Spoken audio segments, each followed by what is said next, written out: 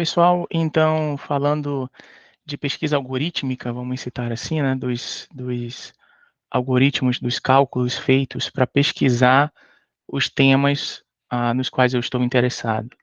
Então, eu estou citando o exemplo aqui de discurso de ódio e estou jogando com a discurso de ódio em português e hate speech em inglês, duas línguas. Poderia jogar com mais, poderia colocar em espanhol, em francês e tal.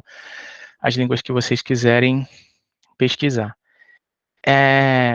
Na hora anterior, nós falamos sobre o Google Acadêmico, que é basicamente varrer as citações, o uso daquele termo, daquela palavra-chave, dia a dia, hora a hora, e o Google dispara uma mensagem para você.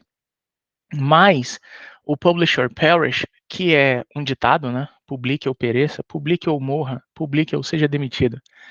É a tradução que vocês preferirem. Um ditado americano, não? Sobre a vida acadêmica. E por isso o aplicativo, o programa leva esse nome, Publisher Perish.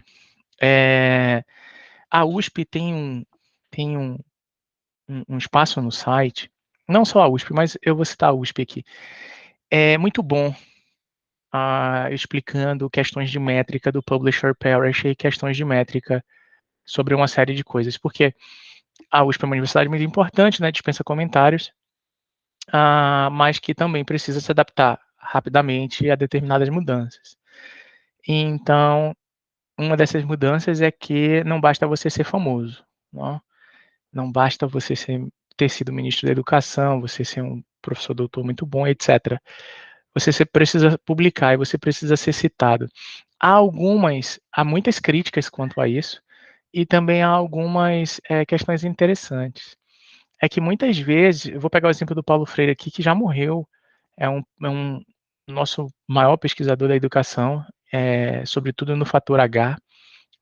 Não vou falar do não fator H porque me parece óbvio, mas falando do fator de citação, o Paulo Freire é citadíssimo, não existe ninguém na área das licenciaturas. Aliás, eu arrisco dizer, eu acho que tem um colega, um professor da física, que é o brasileiro mais citado atualmente, que no Brasil é da física. O fator H dele, se você jogar o nome dele aqui no Publisher Perish, é um negócio bem impressionante. Estuda clima. O Paulo Freire é uma pessoa que não está mais entre nós, né? Já faleceu, e tem uma quantidade de citações enorme. E eu estou falando isso pelo seguinte: o Paulo Freire não teve uma vida Publisher Perish, ele não teve uma vida de publicar paper, artigo.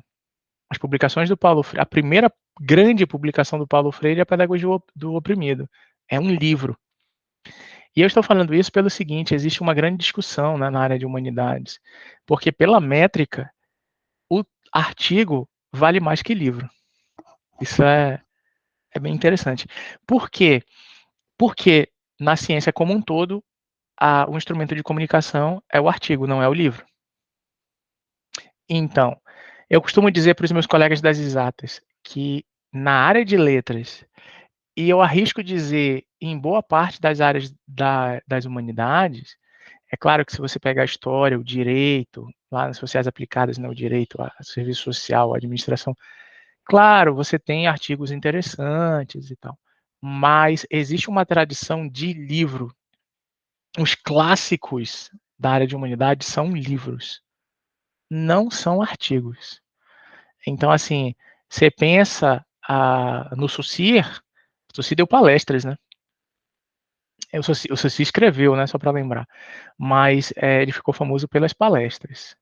Talvez porque naquele momento ele pudesse enunciar nas palestras o que não estava, o que não dava, o que não havia como enunciar em um livro. Quanto mais em artigo. E vocês sabem da história. Um aluno, né? Na verdade, a história é de um. Sim, anotações de mais de um, mas foi o organizador, que interessantemente colocou o nome do mestre lá, Fernando de Saussure.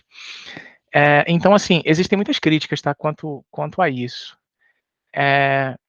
E o que o publisher perish, o pesquisar sobre temáticas via citação, via fatores, índices de busca algorítmica, nos trazem? Além de nos trazerem, por exemplo, aqui nessa pesquisa que eu estou mostrando para vocês, não sei se dá para enxergar, mas são mil resultados de hate speech e discurso de ódio. Com o ano de publicação, o nome da revista, de publicação ou não, né? Isso depende. Se é um artigo, está publicado em periódico, está publicado em journal, está publicado em revista, ou é uma dissertação, enfim. Mas vocês têm um ranking também, né, de uma quantidade de citação.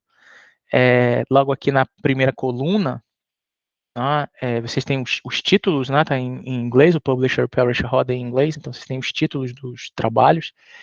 Ao lado, do lado esquerdo, você tem os autores e você tem o ranking. Então tem lá, artigo número 923, 966, 766, e aí você vai tendo a quantidade de citações e o ano. E aí você vai vendo o que a maioria das pessoas faz. Eu quero ver logo o primeiro, porque é o que foi mais citado. Isso também é perigoso, porque você pode ter textos excelentes que estão no 957. É o que o Humberto Eco chamava lá no Como se faz uma tese. Isso também está naquele livro O Queijo e os Vermes, de livro menor. O que é um livro menor? É um livro que é pouco famoso ou talvez até desconhecido, ninguém falou nele. E a pessoa vai fazer um trabalho numa biblioteca, a pessoa vai fazer uma pesquisa num arquivo e encontra lá aquele texto, encontra lá aquele livro. E descobre uma raridade, né? Um texto excelente. É preciso ter cuidado para que os livros menores, que não tem nada de menores, mas que são tratados como menores, mas não estão no foco, né, não estão no ponto principal da citação, simplesmente passem esquecidos, certo? Bom, eu vou colocar o link para vocês. Eu transformei essa busca aqui em PDF, tá? E eu estou colocando esse arquivo em PDF dessa busca com os 1000 resultados do Publisher Perish usando a plataforma do Google Scholar. Isso é interessante. Então aqui não é uma varredura de alerta, aqui é uma busca por quantidade, 1000 artigos. Você poderia refinar para 500, para 300, para 100. Ele vai buscar o ranking de 1 a 100. Aqui ele buscou o ranking de 1 a 1000. Eu coloquei isso em PDF, converti isso para o PDF e vou colocar no grupo do Telegram. Aqui no sobre do YouTube, vocês têm um link para o grupo do Telegram com o mesmo nome, Interpretando Interpretações, em homenagem à frase do Montaigne. É mais importante interpretar interpretações que interpretar coisas, e que o Foucault utilizou para definir análise de discurso. Basicamente, analisar discursos é interpretar interpretações, é uma das definições dele, além de outras. Bom, os outros exemplos que eu vou citar aqui ao longo dessa hora também converti em PDF e vou colocar lá no grupo do Telegram, tá? Porque é mais fácil ordenar os arquivos num grupo mensageiro como o Telegram do que aqui no YouTube, ok?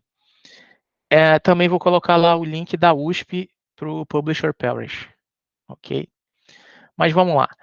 Eu queria decodificar essa tela, eu não sei se dá para enxergar totalmente, mas assim, vocês têm uma varredura para 1000 artigos, ranqueados, então dá para saber qual é o primeiro e qual é o milésimo, o ano da citação, os autores, certo? E a publicação. Deixa eu só mover o cursor aqui.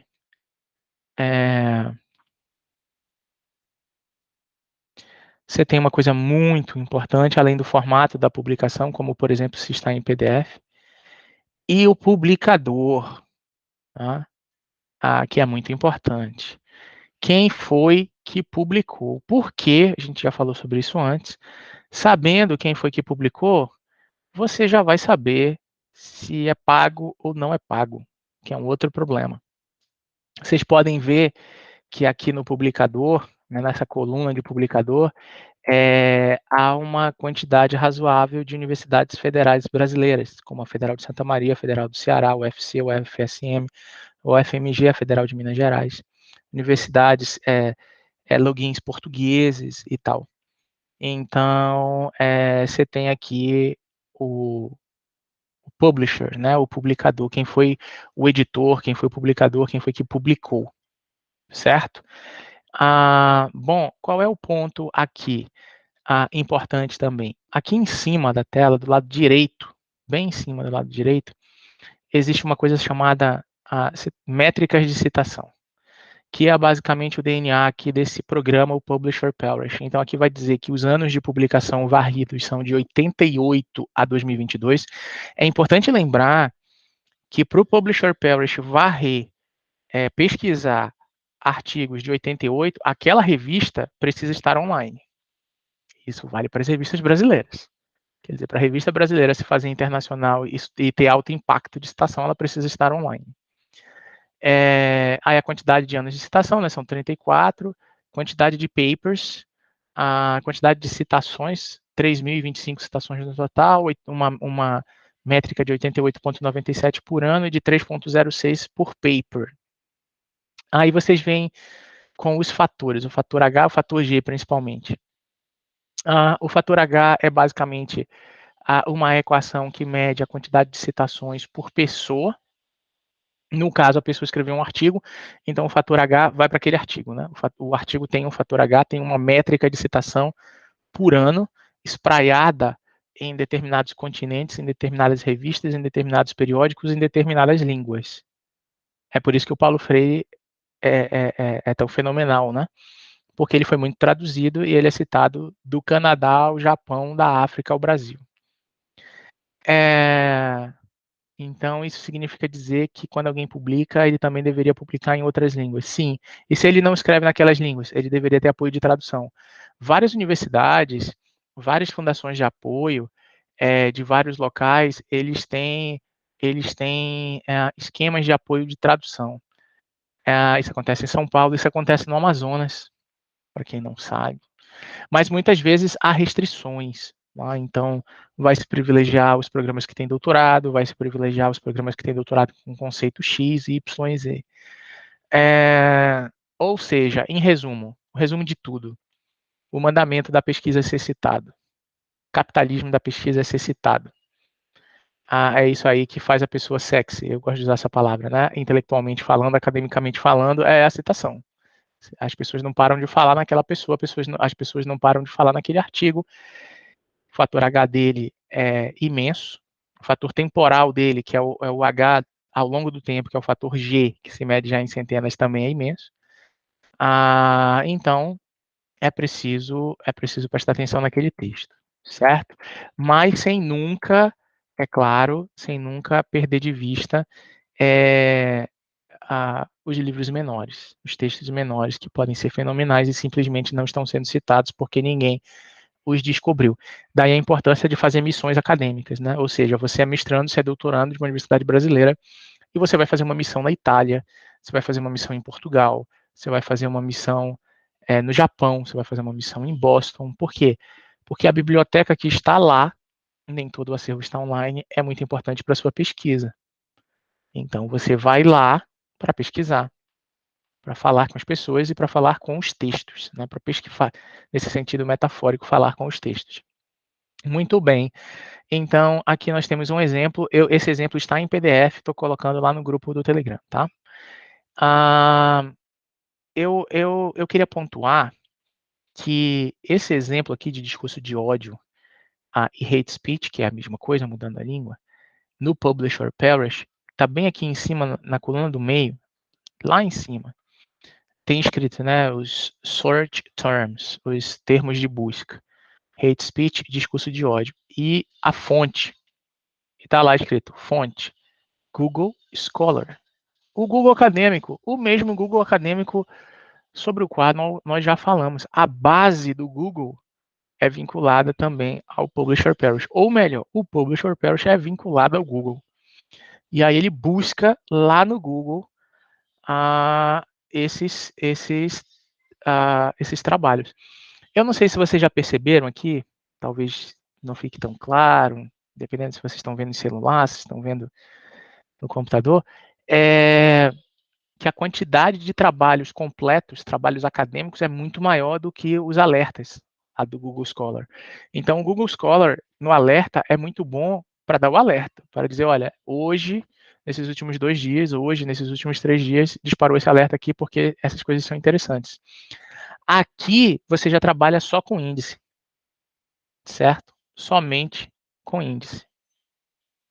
Vocês lembram que eu disse para vocês que uma pessoa de poder da CAPES estava em uma reunião, eu estava em uma reunião e a pessoa de poder disse que, infelizmente, o pessoal de humanidades, né, bateu muito o pé para deixar o Google Scholar, o Google Acadêmico, nas fontes de busca da CAPES. E disse que o Google Acadêmico trazia muita porcaria. Bom, o que isso quer dizer?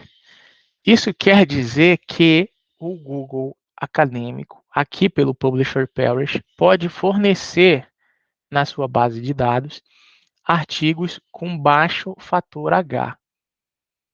É isso que essa pessoa de poder estava dizendo, tecnicamente. Então, traz um monte de porcaria, a gente fica pagando para o Google, dando milhões para eles fornecerem os dados, vem um monte de porcaria. Porcaria quer dizer que não presta? Não, quer dizer que o fator H pode ser baixo. Por quê? Porque as humanidades lidam com interpretação, a gente não lida com patente. Então, se eu sou de uma área tecnológica e eu crio uma patente, e aquela patente está registrada em determinado trabalho, aquele trabalho vai ter milhares de citações, porque todo mundo que for pesquisar aquilo vai citar aquela referência. Em humanas não é assim. A grande referência de humanas não é uma patente, é o autor. Desde a Idade Média, há quem diga que desde a Idade Antiga, mas eu não vou entrar nessa discussão histórica agora, se é desde uma ou desde outra. Mas é o autor. É o autor.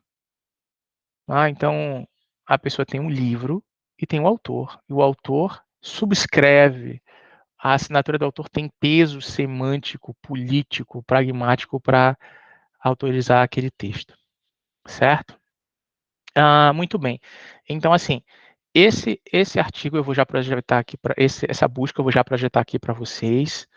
Apenas o resultado, tirando essas partes de cima, no PDF. Mas eu queria, antes de mais nada, mostrar uma outra coisa aqui, rapidamente, uma outra busca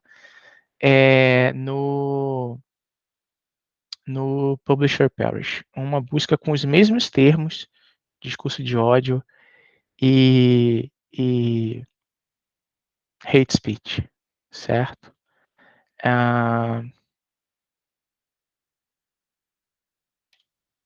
Então,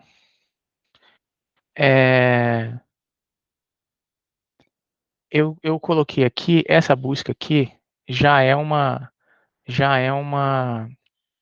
seleção convertida em PDF sobre os mesmos termos-chave a Scopus.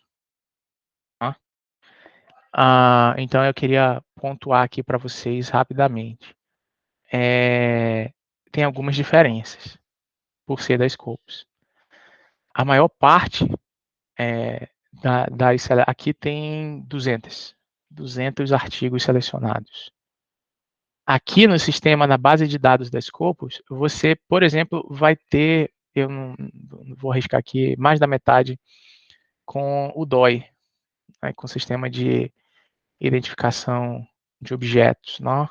Sistema eletrônico, certidão de nascimento do artigo, para aquele periódico. Então, por exemplo, o primeiro artigo que está aqui, a primeira linha, diz motivações dos adolescentes para perpetrar discurso de ódio e conexões com as normas sociais. Aí vem o nome da revista, data de publicação, em que página está publicado e o ISSN, que é o número internacional de série do periódico. Vocês vão ter uma série de itens. Quer dizer, vocês vão ter que lidar com o título. Vocês vão ter que olhar para o título e ir ticando aqui, né? Porque vocês não vão conseguir ler os 1000 artigos citados lá no Publisher Parish e mais 200, e muitos deles são diferentes da base do Scopus. que a base do Scopus não se mistura com a base do Google Scholar, certo?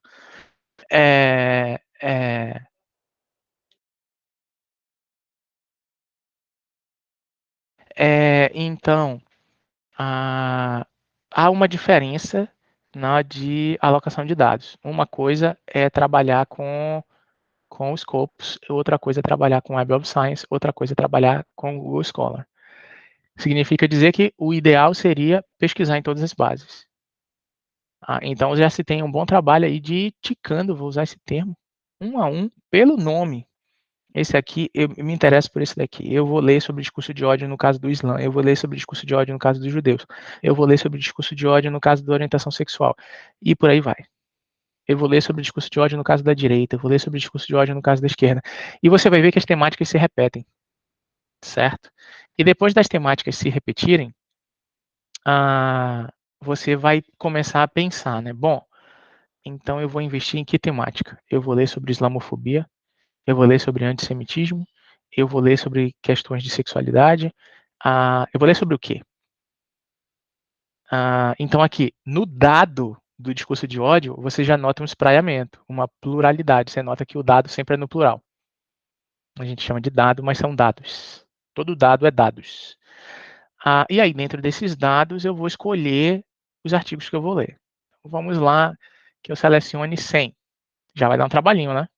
Você lê 7 por dia, você vai levar uns dias aí para terminar. E aí, você vai descobrir que determinados artigos são mais interessantes para você, certo? Eu já fiz essa seleção para mim, eu já li determinados artigos da base do Web of Science, da base do Scopus, da base do Google Scholar, pesquisados nas próprias bases e pelo Publisher Parish. Lá no Publisher Parish, vocês podem selecionar a base de dados, certo? Então, eu já li, já escolhi, como eu já disse para vocês, me interessou a questão judaica. E aí, o que acontece? Dentro desses artigos, eu vou ter que pegar as referências bibliográficas, certo?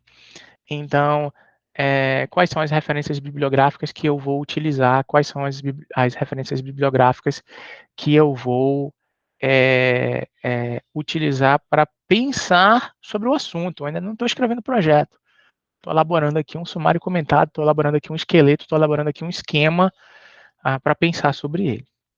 Tem aquela frase, né? Você está pensando em escrever um projeto? Primeiro leia. Você já leu o suficiente? Já leu alguns meses sobre isso? Agora fala aí 1 hora sobre isso. Não sei se vocês já ouviram isso. Você quer pesquisar o quê? Você quer pesquisar sobre discurso de ódio? Fala aí 1 hora sobre discurso de ódio. E vocês vão ver o que é impossível de não acontecer isso. A pessoa vai falar da teoria e do dado. Ou só da teoria e só do dado. Em regra, o pesquisador vai perceber isso, né? Então, segundo Habermas, papapá, entendi. E você está pesquisando o quê? Não, estou pesquisando a questão do candomblé. Entendi. Habermas e candomblé. Não adianta fugir dessa equação. Teoria e análise de dados. É a partir desses dois vértices que você preenche todos os itens de um projeto de pesquisa. Tema e delimitação, justificativa, objetivos, problematização, a hipótese, né? Para os programas que pedem uma hipótese, fundamentação teórica, metodologia, referência. Certo? Só que as referências de hoje em dia, estou falando aqui hoje, estamos no ano de 2022, é bem diferente do ano de 2001, quando eu fiz a seleção para o mestrado. E é bem diferente de mais de uma década atrás, quando eu fiz a seleção para o doutorado. Por quê? Porque naquele momento, como eu mostrei para vocês, as referências do meu projeto eram todas de livro, o que era bom. Não é ruim, não, isso é bom, isso é muito bom. Mas, hoje em dia, a gente vai falar sobre isso quando a gente estiver falando da CAPES, que é o próximo tema. Esse tema aqui é Publisher Parish. A CAPES foi mudando o sistema de avaliação dos programas de pós-graduação, certo? Então, por exemplo, na nossa área, na área de letras, é uma recomendação de disciplinas terem nas suas referências artigos. Com fator H alto, hein? Artigos. Eu estudei em uma universidade no século XX, final do século XX, na graduação, isso não existia. Você pegava o plano de ensino plano de curso de um professor, como vocês quiserem chamar, plano de curso, plano de ensino. Tinha lá ementa, conteúdo programático, tinha lá referências. Era livro. Só livro. E agora tem artigo. Agora existe o artigo. Por quê? Porque os programas de pós-graduação estão sendo avaliados por isso também. Esse é o motivo principal, mas há outros motivos que a gente vai falar depois. Então, assim, eu preciso selecionar dentro desses, aqui deu 3 páginas, os 200 itens do Scopus. Vou colocar aqui para vocês, rapidamente, eu também converti em PDF. Deixa eu parar aqui. A pesquisa do Google Scholar no Publisher Parish.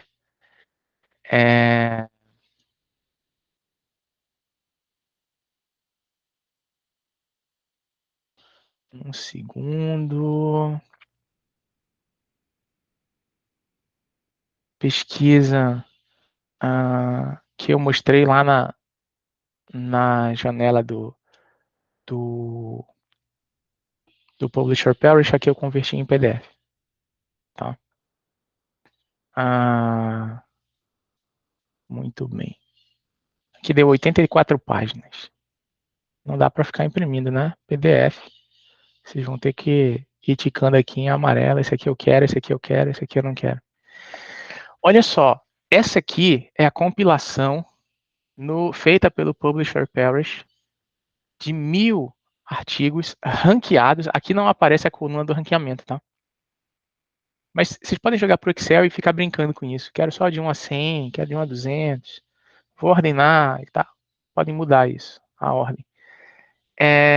O primeiro item que está aqui, né, tem o nome dos autores, e tem o nome do artigo, e tem o publisher, tem o editor, tem o publicador. Revista Discursividades, da UEPB. Publicado em 2021. O net ativismo na campanha de desmonetização contra o discurso de ódio na televisão. Sim. Muitas vezes vocês vão ter itens, como por exemplo esse segundo, o discurso de ódio biopolítico no universo gamer, lá da Federal de Santa Maria. É um repositório. Então, se é um repositório lá da Federal de Santa Maria, muito provavelmente uma dissertação é uma tese, mas cuidado com isso, porque os repositórios das universidades também podem abrigar TCC, monografia, no prelo, no ensaio de um professor, mas, pela nossa cultura, em regra, o pessoal só coloca lá dissertação e tese. Dissertação e tese foi defendida, aí você vai lá e se coloca lá. Muito bem. Então, você tem aqui os 1000 itens pesquisados no Publisher Parish, convertidos, eu exportei aqui num formato de Chicago, né, de citação de Chicago, para o PDF. Para o Word, aí eu converti em PDF. Então, aqui vocês podem ver que, regra geral, ou quase que invariavelmente, vocês têm o endereço eletrônico de onde aquilo está publicado. Por quê? Porque para esse sistema algorítmico funcionar, sistema de busca, a primeira coisa é que tudo esteja online, certo? Então, tudo aqui está online. Muito bem. O que eu faço? Vou ticando com paciência as 84 páginas e vendo o que me chama atenção. É um exercício de psicanálise acadêmica, porque quando você vai verificando o que lhe chama atenção, eu não sei se você já ouviu essa frase, eu nem sei direito o que eu quero pesquisar, mas se eu te dou 1000 artigos com as palavras-chave que você me diz que te interessam, você vai ver essas palavras-chave transformadas em títulos, e que vão ter uma temática diferenciada. Aliás, vão ter várias temáticas diferenciadas. Então, você vai fazer um número ali. Vou pegar 100 de cada base. Vou pegar 100 do Google Scholar, vou pegar 100 do Web of Science, vou pegar 100 da Scopus, vou pegar 100 do Cielo. E aí eu vou juntar essas 100 de cada uma e vou escolher, sei lá, 25 de cada. Então, eu misturo as plataformas e tenho 100 artigos. Posso ler os 100 artigos? Pode. Quem está se preparando, dá para ler aí, né? 5 por dia, uma média de 20 laudas. por dia? Dá 100 laudas. Ah, é muita coisa, trabalho o dia inteiro. Então, você tem que ver como é que vai fazer. Você leu, isso faz com que você se acostume, com que você passe por um processo de letramento, para quem ainda não passou por isso. É muito bom, mas também muito dolorido. De entender como os artigos científicos são publicados, de entender como é a linguagem científica, de entender como é o registro linguístico, de entender como é o vocabulário, de entender como é a terminologia, de entender como é que a pessoa escolhe a metodologia. Então, você vai ter ali 100 artigos para ler, você vai prestar atenção na metodologia. Vários desses artigos são artigos diretos, né? Vamos colocar assim. A pessoa fez a pesquisa e escreveu o artigo. Outros artigos são salame, né? São fatiados de trabalhos maiores, de teses e dissertações. É por isso que também é preciso fazer uma busca por teses e dissertações, e preferencialmente no Brasil e no exterior, sobre as palavras-chave que interessam a você, ok? Lendo isso, né, então primeiro você precisa ter acesso a isso, né? Você não vai cair do céu, você precisa buscar nas plataformas, e aí você vai ler, e aí você vai fazer, você vai falar consigo próprio. Brincadeira.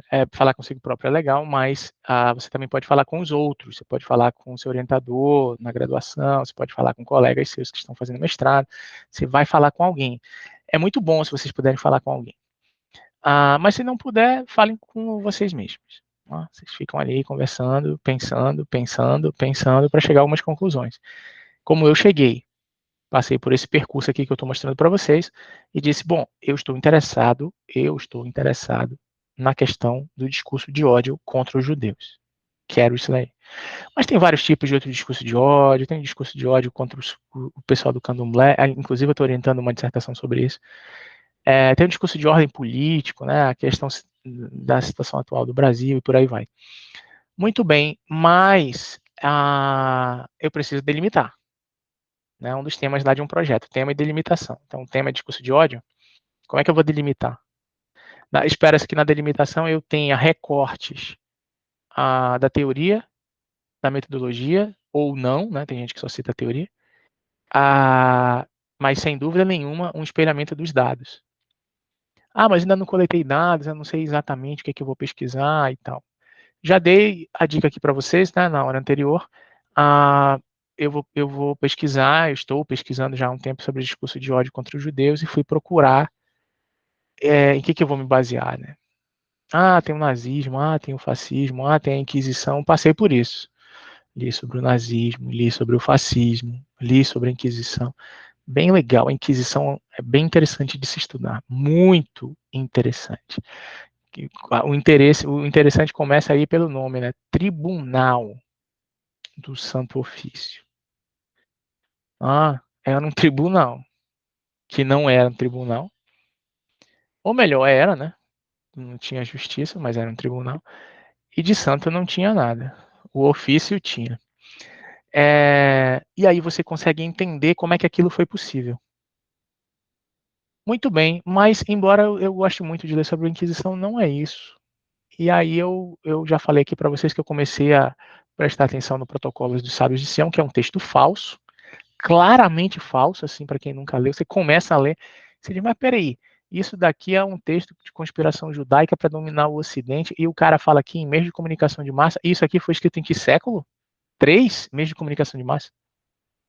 Assim, você vai ter claramente, não, mas foi um problema de tradução, não era em massa, era só meio de comunicação. Entendi. Claro, século III, meio de comunicação. Assim, você vai tendo várias dicas na terminologia que aquilo ali é falso, mas aquilo faz sentido. Vamos entender que o faz sentido, né, para a gente não criar confusão. Fazer sentido não significa ser verdadeiro. Eu já disse aqui que o texto é falso. Mas por que faz sentido? Porque ele gera ódio. Mas se ele é falso, como é que ele gera ódio? Boa pergunta. Essa é uma das perguntas. Eu disse para vocês que tem que fazer pergunta, 5, 10, 15, 20, porque lá o setor, a seção lá de projeto de pesquisa de problematização são perguntas. Essa foi uma pergunta que eu fiz. Então, se o texto no qual o discurso de ódio é fundado é claramente falso, como se explica o efeito de sentido de tal texto? Boa pergunta, eu acho. Seria uma das perguntas de pesquisa. Mas para eu ir refinando essas perguntas, eu tenho que ir criando intimidade com o dado, com o povo judeu, com a história do povo judeu e com a história dos que odeiam judeus. E com a história do ódio aos judeus, para entender como é que isso dá liga, como é que isso vai passando de um século para o outro, de um milênio para o outro. Não é pouco tempo, não. São milênios.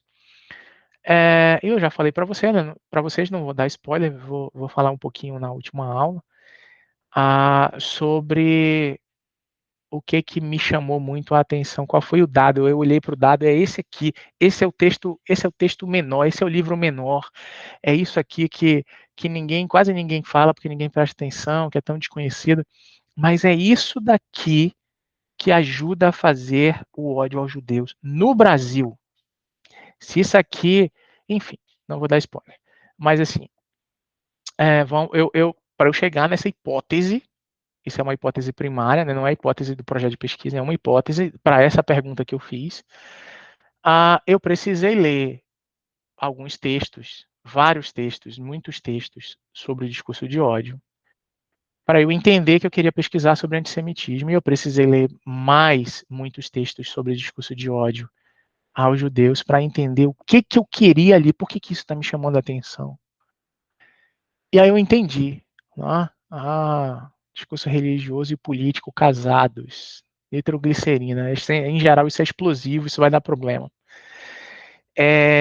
Então, eu fui refinando, fui pontuando isso mentalmente e fui chegando a algumas considerações que vão ficar mais claras no último dia aqui de curso, nas últimas horas, mais exatamente. Muito bem, mas o que eu quero pontuar aqui com o Publisher Parish é que o Publisher Parish, em regra, é muito bom. Né? Ele é melhor que o Google Acadêmico?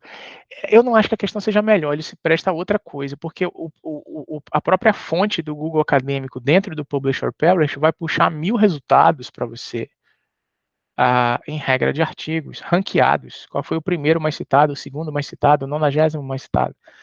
O sistema de alerta do Google é outra coisa. Ele é parcimonioso, ele é dia a dia, ele vai fazer uma varredura e vai te mandar. Então você vai esperar ali 1 mês, 2 meses, 3 meses, e você vai juntando, né? Dá um imprimir aí em formato PDF, vai juntando, e vai atrás dos artigos e vai lendo. E aí você vai construindo o quê? Uma intimidade com o objeto, uma intimidade com o texto, uma intimidade com o dado, com a dadidade, como se diz, com a parte fenomenológica do dado, com a teoria, né, que vai estar lá nos artigos. E você, invariavelmente, está passando por um curso, ao ler, você está passando por um curso de letramento de linguagem científica, porque você vai se acostumando. Inclusive, se você lê em outras línguas, você vai percebendo, né, interessante, isso aqui é totalmente diferente do formato brasileiro, aqui o resultado já está no primeiro parágrafo. A introdução traz o resultado, né, o cara já dá o spoiler, assim, que a gente chama de spoiler. Percebemos que o discurso de ódio se nota, se constrói assim, assim, assim, assim, no caso, mas isso aqui está parecendo a conclusão. Aí você pula o artigo, vai lá para o final da página, vai lá para a última página, ele retoma a introdução e meio que faz considerações futuras. Por isso é preciso escrever mais no sentido A, B e C. Um estilo diferente do nosso. Né? O nosso é mais um estilo piramidal, assim. Você começa ali introdução, e aí você vem, é uma escala jornalística, né? Tipo quando abre um jornal, você vai construindo uma tensão para que o cara que está ouvindo o jornal continue ali assistindo. O pessoal da comunicação chama de escala. Muito bem.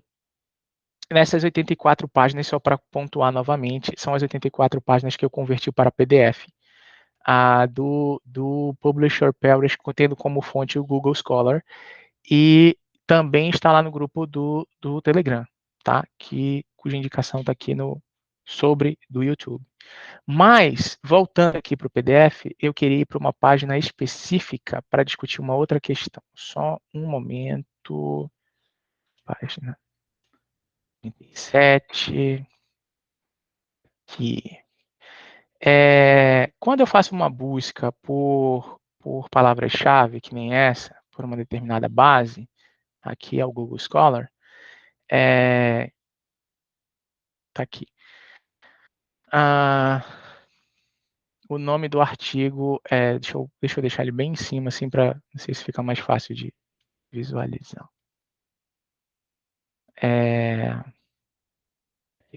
Primeiro aqui na tela, né? Não sei se dá para ver claramente. Freedom of Speech and Hate Speech. A discurso de ódio, né? Hate speech, e o discurso de liberdade. Aliás, é o contrário, discurso de liberdade e discurso de ódio. Por quê? Vamos pensar um pouco sobre isso aqui. Inclusive, no que está logo abaixo, também vem isso, né? O sistema colocou eles alinhados, assim. Uma ocorrência semântica, sabe aquele jogo parasintético do Google, quando você coloca lá, sei lá, você coloca assim, Brasília, aí o Google completa as frases, você coloca Brasília, capital, Brasília, carro, Brasília, sei lá o quê, né? Não sei o que vem como terceira opção. E aí você escolhe as opções. Então, o sistema de busca também é assim, né? Parasintético. Então aqui tem o Freedom of Speech and Hate Speech, o discurso de liberdade e discurso de ódio, e logo abaixo, o Freedom of Expression and Hate Speech Regulation, né? A expressão de liberdade e a regulação do discurso de ódio nas plataformas de mídia social. Então, vamos lá. Primeira coisa que a gente precisa pensar aqui é que quando você vai pesquisar um item e você entra fundo nele, você leu 10 artigos, 20, 30, 40, 50, 60, 70, 100, e você vai ler as teses, você vai ler as dissertações, você vai ler os livros, para você colocar um projeto redondo. Não precisa ser 100 não, tá, gente? Aqui eu tenho uma obsessão com o número 100. Ser 50 ali. Vocês leram 50. Para chegar lá e ser muito bem avaliado na comissão de seleção, você começa a perceber com o passar do tempo o que eu chamo, sou eu que chamo, tá? Eu não vi isso escrito em nenhum livro. Eu chamo de ilusão de ótica. No bom e no mau sentido. Eu explico. Você está pesquisando um tema como discurso de ódio, e você lê tanto sobre discurso de ódio, você começa a perceber que boa parte da discussão sobre discurso de ódio não se dá nesse guarda-chuva, não se dá nesse termo, nessa terminologia.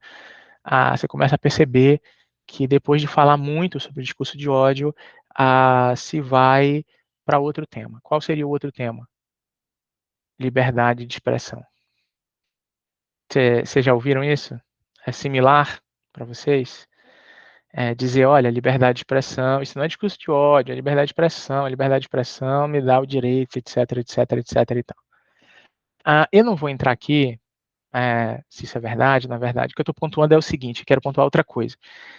Não é se é liberdade de expressão ou não, que não é, né? É que eu começo a pesquisar sobre X, o X aqui é o discurso de ódio, e me aparece um outro elemento, me aparece o elemento Y. E aí você fica pensando, eu estudo o Y, eu paro a minha leitura aqui de discurso de ódio e vou pesquisar 1000 artigos só com liberdade de expressão, para eu entender melhor a configuração sobre liberdade de expressão? Boa pergunta. Eu estou pesquisando sobre rebelião nos presídios. E aí eu elegi 3 rebeliões para fazer triangulação. E aí no meio disso, descobri uma rebelião famosa lá na África, uma outra famosa lá nos Estados Unidos. Eu paro para estudar rebelião nesses locais? Ou não? E aí eu paro. É triangulação, é tudo rebelião. E aí aparece tortura. Eu paro o meu estudo de rebelião para estudar tortura? A resposta é simples e é difícil. A resposta simples é: você acha que estudando um item subsequente, um item visto como complementar, isso vai ajudar você a falar na sua pesquisa do item primário? Você acha? A pessoa, na maioria das vezes, vai dizer: acho que sim. Ok, aí vamos para a parte difícil. Você tem tempo de fazer isso? Não. Eu já estou no mestrado e tenho 11 meses para qualificar e defender. Então, foca somente nesses termos, somente nesse objeto, somente nesse dado. Eu vou citar o que aconteceu comigo aqui. Desde o meu quarto período da graduação, quando eu fiz o meu primeiro PIC, eu pesquisei cinema na sala de aula. Estudei 1 ano. Fiz um outro projeto de iniciação científica. Estudei listening, estudei compreensão oral. 2º ano. A partir de técnicas como, por exemplo, utilização do cinema, é bom lembrar. Fiz o meu TCC, mesma temática. Fui para o mestrado, escolhi um filme específico. Já tinha estudado algumas dezenas, escolhi um específico. Advogado do Diabo. Por quê? Porque ele é uma releitura de um clássico da literatura inglesa. E eu achava isso interessante. Né? Eu achava que isso dava força, dava energia para o fato de eu estudar O Advogado do Diabo com Al Pacino.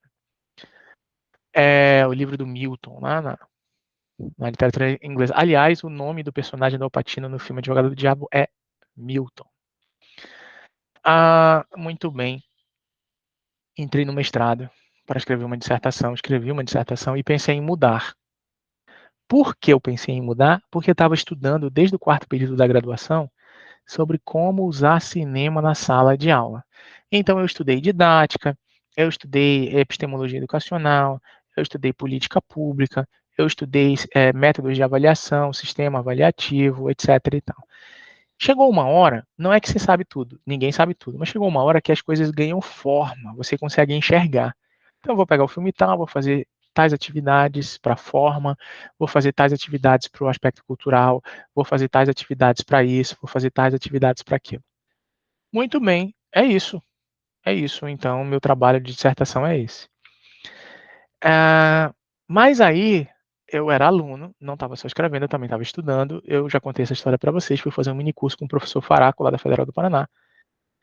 E ele analisou um filme, mas ele não analisou um filme para usar em sala de aula. Ele analisou a significação do filme. Aí eu fiquei olhando e disse, eu quero fazer isso. E eu comecei a me entender, né? Porque você não tem que só aqui entender o objeto. Eu comecei a entender que, embora eu tivesse uma série de propostas, algumas dezenas de propostas para como trabalhar cinema em sala de aula, eu comecei a perceber, dando aula em cursos privados, em escolas públicas, que aquilo era muito difícil. Porque eu precisava exibir os filmes para os alunos. Eu fui trabalhar em uma escola pública que não tinha livro didático, eu tinha que copiar. Vocês acreditam nisso? Isso já passou, né, gente? Hoje, em 2022, todo mundo tem livro didático, claro. Mas lá em 2003, eu trabalhei em uma escola pública que não tinha livro didático. Eu tinha que copiar tudo no quadro. Os alunos copiavam o assunto e eu explicava. Então, eu precisava de um equipamento de som, precisava de equipamento de vídeo para passar o filme. Isso era só para eles assistirem. Eu estou falando de 2002, 2003. Então, assim, não tinha 4G nem 3G. Não tinha como assistir no celular. Então, depois de exibir o filme, eu ia fazer determinadas atividades. Ou pior, eu precisava exibir uma parte do filme. E aí eu comecei a perceber que os filmes que eu estava estudando, lá em 2002, aquele pessoal, os meus alunos da Educação de Jovens e Adultos, não tinha visto aqueles filmes. O acesso deles, lá em 2002, aos filmes era pirataria. E eu fiz essa pesquisa na época, eu fui lá nas bancas de pirataria e não tinha. O Advogado já podia ter, né? Mas, mesmo que tivesse, não seria tão simples naquele momento. Eu comecei a perceber que o fato de ter toda uma discussão metodológica, teórica e prática sobre como utilizar os filmes, como desenvolver atividades para os filmes, como avaliar isso em sala de aula, não fazia as coisas acontecerem. Muito bem. E por que não fazia as coisas acontecerem? Como disse o Faraco uma vez, eu assisti no minicurso dele, você pega todos os problemas de metodologia do ensino, de línguas, e coloca em um lado esquerdo do quadro. Aí você começa a colocar as soluções.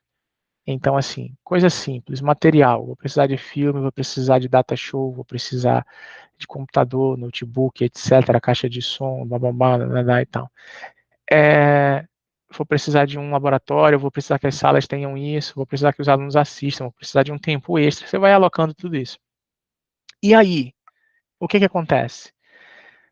Você descobre que as soluções propostas por você muitas vezes não podem ser realizadas, não podem acontecer, não podem ser veiculadas, não porque as pessoas não concordam com aquela solução. Se você for levar isso para a discussão, olha, eu preciso passar um filme, então estou precisando de material aqui. É muito bom, professor, você precisa de material. Eu preciso tirar xerox. Vocês sabiam que eu não conseguia tirar cópia lá em 2003 na escola pública? Não tinha papel. Quando eu levava papel, não tinha toner. Os professores faziam cota. Isso não acontece mais, né? Eu acho. Então, eu comecei a perceber que as propostas de solução que eu estava dando não batiam com a realidade. Paulo Freire na veia, né? Na veia.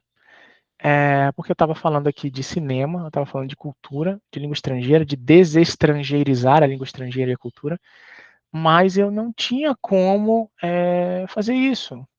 E por que eu não tinha como fazer isso? Porque não dependia de mim e porque a solução para aqueles problemas metodológicos não eram apenas soluções metodológicas, eram soluções políticas. E eu não estou falando aqui de política partidária, não. Estou falando aqui de política pública, estou falando de se importar com a educação, estou falando de prioridade no sistema no qual nós vivemos. Foi isso que foi me levando paulatinamente da metodologia para o discurso. Esse interesse em discutir outras coisas que não apenas a metodologia, certo? Por que eu estou falando isso? Porque eu pontuei, eu começo a estudar muito uma coisa, cinema, para usar na sala de aula. Instrumento pedagógico, instrumento didático, instrumento metodológico. E conforme eu vou estudando aquilo, eu começo a perceber que há coisas no entorno que eu também preciso estudar. Políticas públicas. Eu estudo? Depende. Você está fazendo o quê? Mestrado? Você pode ler, mas não esqueça do pragmatismo. Eu preciso defender para virar mestre e seguir para o doutorado. Você está estudando doutorado? Não esqueça do pragmatismo. Eu preciso defender para ir adiante. Certo? Então, assim, eu posso ter os 1000 artigos, eu posso selecionar os 15 melhores com todas as referências que eles me trazem, e, mesmo assim, eu preciso entender, eu preciso pensar no poder acadêmico. Ou, eu acho que um sinônimo de poder acadêmico aqui no Brasil, qual seria um sinônimo? CAPES. É justamente sobre a CAPES que a gente vai falar aqui na nossa próxima hora, certo?